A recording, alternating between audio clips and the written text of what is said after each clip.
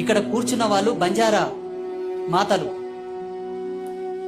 ప్రపంచవ్యాప్తంగా బంజారాలు ఎక్కడున్నా కూడా గర్వంగా గుండె మీద చేసుకొని చెప్పొచ్చు. ఎందుకో తెలుసా? వాళ్ళు రాజపూతుల వంశం వాళ్ళది.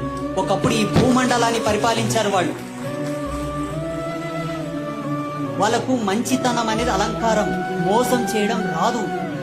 మంచితనము చేత ముష్కరులు వచ్చి వాళ్ళ రాజ్యాలను ఆక్రమించి రాజ్యాల నుంచి బహిష్కరించడం వలన కొండలనక, గుట్టలనక, ఎండనక, వాననక, రాయనక, రప్పనక కన్న కష్టాలు పడి ఈ రోజు వాళ్ళని షెడ్యూల్డ్ క్యాస్ట్ కింద అంటగట్టింది భారత రాజ్యాంగం.